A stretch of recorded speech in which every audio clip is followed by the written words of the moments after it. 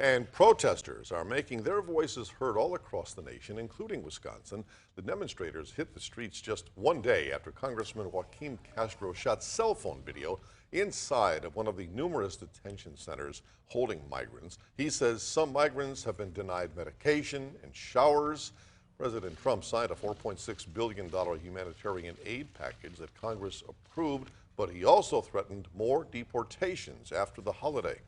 Protests were also held locally as part of the Close the Camps movement. Local 5's Erinn Taylor brings us to Pere, where a group gathered in front of Congressman Mike Gallagher's office. As citizens, we have a voice. And Tuesday, that voice was raised to Congressman Mike Gallagher. We still can get a message here to him at his home office regarding the closing of the camps. Joining protesters across the nation to demand change. What we are going to try to do is get Congress to cut off the funding for the camps, keep families together, really address the crisis that immigrants face, migrants face, because they're seeking asylum, and asylum seekers have rights. It's an issue they say can't be ignored. It's kind of like civic duty to come out and can't just kind of hide anymore and realize that things aren't happening. They say not enough is being done to address the crisis at the southern border. Children are separated from their families.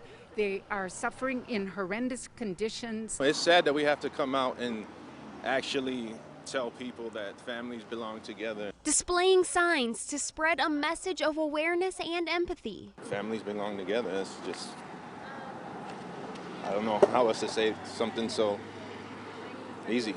Why do we not think of these families that are coming here because of violence in their home countries, because of poverty in their home countries? It's just about love at the end of the day.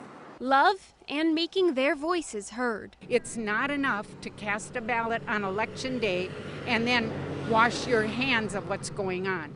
We are responsible for the actions that our government takes. In Pere, Erinn Taylor, Local 5 News. And Gallagher's press secretary responded to the protest, saying there is a humanitarian crisis at the southern border. Congressman Gallagher last week voted to significantly increase funding to provide emergency relief and care at migrant shelters, and has worked with both Republicans and Democrats in Congress to reduce our immigration backlog and keep families seeking asylum together. We can secure our border and better address this crisis. Congressman Gallagher is committed to finding ways to do so in a bipartisan fashion.